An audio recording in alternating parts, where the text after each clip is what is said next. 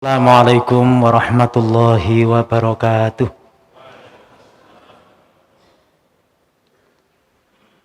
Bismillahirrahmanirrahim. Alhamdulillahi rabbil alamin.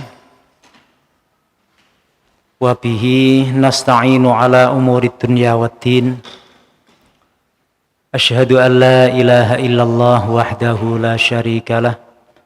Wa asyhadu anna Muhammadan abduhu wa rasuluhu la nabiyya ba'dah. Allahumma salli wa sallim wa barik ala sayyidina Muhammad ibn Abdillah wa ala alihi wa ashabihi wa mawala. Amma ba'du, hadirin hadirat para jamaah salat isya, salat tarawih dan witir rahimakumullah yang saya muliakan. Alhamdulillah, mari terus menerus kita bersyukur kehadirat Allah Subhanahu wa taala. Wa khusus kita masih ditakdir oleh Allah dipertemukan dengan Ramadan tahun ini. Dipertemukan dengan bulan yang sampai Nabi Musa pun iri kepingin mendapatkan anugerah bulan Ramadan ini. Dalam statement beliau, saya rela menjadi umat Kanjeng Nabi Muhammad sallallahu alaihi wasallam sekalipun tidak menjadi nabi pembawa risalah itu. Karena begitu besar anugerah yang diberikan kepada umat beliau, salah satunya adalah Ramadan ini.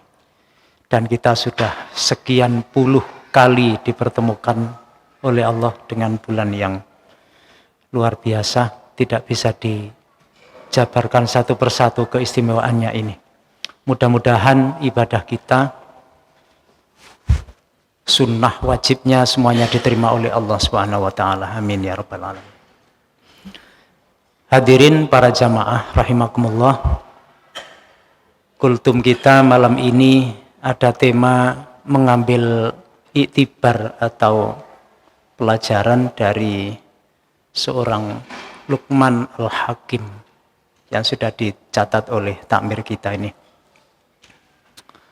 Para jamaah, mufakat para ulama itu menyebut Luqman Al-Hakim ini bukan seorang nabi, tetapi Allah tidak segan mengabadikan nama beliau di Al-Quran dengan sejumlah nasihatnya. Yang ini seringkali dijadikan rujukan para guru kita, ulama-ulama kita, khususnya ahli pendidikan. Siapa Luqman itu? Ada yang bahkan menjelaskan kepada kita di catatan sejarah itu bukan siapa-siapa. Luqman itu secara strata sosial tidak punya kedudukan apa-apa. Bahkan ada yang menyebut seorang budak saja, yang fisiknya itu berkulit hitam, tidak menarik pada umumnya orang menyebut secara fisik. Tetapi Allah berikan hikmah sebagaimana diabadikan oleh Allah itu dalam surah Luqman ayat 12. A'udzu billahi minasyaitonir rajim. Walaqad ataina Luqmanal hikmata anishkur lillah wa may yashkur fa innama yashkuru li nafsihi wa man kafara fa innallaha ghaniyyun hamid. Dan sungguh-sungguh telah kami berikan hikmah itu kepada Luqman. Apa hikmah itu? Di ayat ini dijelaskan oleh Allah, anishkurli wali walidai. Salah satu ekspresi bahwa dia memperoleh hikmah besar dari Allah itu pinter syukur. Dan ini kurikulum hidup kita. Hidup ini, sikap kita itu cuma dua kalau digarisbawahi, kalau diglobalkan. Karena hidup itu isinya seneng dan susah, maka ya kalau seneng itu syukur, kalau susah sabar. Ya dua itu saja. Tinggal nanti kita membreakdown secara teknis bagaimana sabar menghadapi hal-hal yang susah dan syukur menghadapi model nikmat apapun. Bahkan tidak jarang kita ini dibimbing oleh para ulama kita, seneng ya syukur, susah juga syukur. Betapa Kanjeng Nabi itu dalam salah satu riwayat yang kita juga saya yakin berkali-kali didhawuhi oleh guru-guru kita. Kalau sholat malam itu kok sampai terkenal bengkaknya kaki beliau itu, saking lamanya sholat itu. Lalu Aisyah, Sayyidatuna Aisyah heran-heran, sebenarnya yang dicari itu apa Kanjeng Nabi? Sudah menjadi orang termulia, Allah pun menyanjung-nyanjungnya. Mustahil lah Allah akan menelantarkannya baik di dunia ini lebih-lebih di akhirat. Karena demikian pemikiran Aisyah itu kan terus tanya, Nabi panjenengan ini sebenarnya obsesinya apa sih? Oh sudah diberikan pengampunan total, dijamin menjadi khairun nas, sebaik-baik manusia. Kok sholat itu sampai sebegitunya? Jawaban Nabi apa? Afala uhibbu an akuna abdan syakura. Tidakkah aku ini senang kalau aku digolongkan menjadi hamba Allah yang syukur? Jadi sholatnya Nabi itu dalam rangka mensyukuri. Rasanya berbeda sekali dengan sholat-sholat kita, khususnya yang berbicara ini. Sregep sholat, rajin sholat, sak dzikire, sak munajate, kalau kepepet biasanya. Dipepet masalah ekonomi lah, dipepet masalah rumah tangga lah, menjadi sujudnya berlama-lama, menjadi nggak pulang-pulang di masjid, menjadi sregep bangun malam. Itu mungkin kita ya. Tetapi sekali lagi, salah satu bentuk hikmah, ini hikmah yang dianugerahkan oleh Allah kepada Luqman Al-Hakim itu, kalau dicatat itu mencapai kurang lebih 10.000 hikmah. Maka nasihat-nasihat yang bijak dari Luqman Al-Hakim itu tidak bisa kita bayangkan banyaknya. Ada ulama yang meneliti itu sampai puluhan ribu begitu. Di ayat ini oleh Allah dicantumkan bentuk hikmah yang dianugerahkan kepada Luqman itu adalah bersyukur. Syukur. Syukur ini lawan katanya, bahasa sederhana kita itu nelongso lah. Jadi nggak ada dalam kamus hidup seorang mukmin itu nelongso itu lah. Ngersulo, nelongso. Ini ngersulo, nelongso, ini bahasa Jawa kita Pak ya. Ini kalau diterus-teruskan orang bisa kufur nikmat setidaknya. Karena nelongso atau ngersulo itu kan seolah-olah menutupi, bukan seolah-olah, menutupi sekian ribu, puluhan ribu, jutaan, miliaran nikmat hanya mungkin menghadapi satu masalah yang tidak mengenakkan, lalu nelongso. Ma'asyiral muslimin rahimakumullah. Jadi anishkurli wali walidaik, bersyukurlah kepada Allah, wali walidaik, dan kepada kedua orang tua.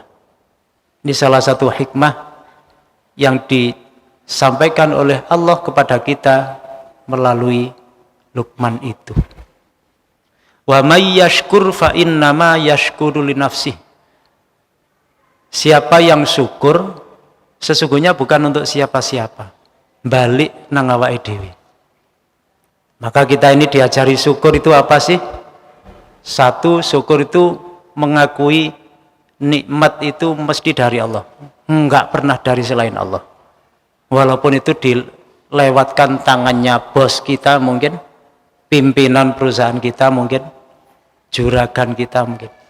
Tetapi di hati seorang mukmin yang baik itu, ini Allah semuanya. Hanya melalui tangan-tangan orang-orang sekitar saya. Itu betul-betul diakui. Itu yang pertama. Diekspresikan yang kedua dengan memperbanyak menyebut nikmat Allah. Simbolnya alhamdulillah. Itu simbol saja. Makanya ayat-ayat kita itu kan banyak perintah uzkuru nikmatallah, uzkuru nikmatallah. Sebut-sebutlah, ingat-ingatlah nikmat Allah. Sing sering ingat gitu. Jadi yang harus banyak dieksplor di pikiran kita adalah nikmat, bukan sesuatu yang menurut kita menyengsarakan. Maka kalau kita itu ditimpa petaka atau musibah, itu kalau kita orang mukmin yang baik, bukan kita sibuk dengan warna musibah itu, tetapi mencari hal yang positif di balik musibah itu. Pasti begitu. Dan memang tuntunannya begitu. Dan ini memang sangat berat, sangat sulit. Tetapi tidak ada jalan lain. Sebagai seorang mukmin kita dituntut untuk bisa belajar sedemikian rupa. Bersyukurlah, karena syukur itu bukan untuk siapa-siapa, bukan untuk Allah, bukan untuk pihak lain, tetapi kembali kepadamu. Wa may yashkur fa innama yashkuru li nafsi. Wa man kafara, siapa yang enggan syukur, ya sudah, fa innallaha ghaniyyun hamid. Allah tetap kaya, Allah enggak butuh rasa syukurmu. Allah tetap terpuji. Ma'asyiral muslimin, yang ketiga syukur itu selain banyak menyebut tadi, tidak lain adalah mempergunakan nikmat yang dianugerahkan oleh Allah itu seperti maunya Allah. Saya dan jenengan ini dikaruniai anak. Apa kehendaknya Allah memberikan anak ke kita itu? Dididik. Jadi kita nyekolahkan anak-anak, ngursuskan anak-anak kita ini, kita pilihkan pendidikan yang baik. Ini semuanya juga dalam rangka mensyukuri. Namanya mensyukuri itu kan banyak berterima kasih. Maka kalau kita ini sebagai pendidik, apakah orang tua atau seorang guru atau pendidik, mestinya senang. Mestinya senang. Karena syukur, mendidik anak ini orientasinya syukur. Orang syukur itu mesti senang. Maka tidak boleh ada prinsip mangkel sebenarnya didik anak itu. Anak diarah kok gak kena, mangkel, gregeten. Itu tidak pantas mestinya. Karena didik anak itu adalah syukur. Ini sinau kita ya. Saya khususnya yang berbicara ini. Saya bicara begini supaya saya ingat. Saya juga salah seorang yang penggawean itu ngarahkan anak-anak itu. Anak-anak itu kita ajari ngaji misalnya. Anak kita ini, anak kandung kita misalnya, diajari ngaji seminggu itu dapat 1 halaman gak iso-iso gitu. Temannya itu sudah bisa setengah buku. Itu kok kita mangkel gitu, gregeten gitu. Ini salah besar. Lagi-lagi ini saya mengingatkan saya khususnya. Ojo mangkel gitu ya, ngarahkan anak. Anak-anak kita sendiri yang mungkin remaja, memasuki usia remaja. Cekelane HP, tangi turu sampai turu mana cekel HP. Dituturi gak kena. Itu juga kita dilarang mangkel itu. Sakit hati.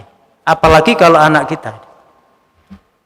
Karena rutenya kalau kita mangkel ke anak kita, itu berarti Allah mangkel. Kan gitu.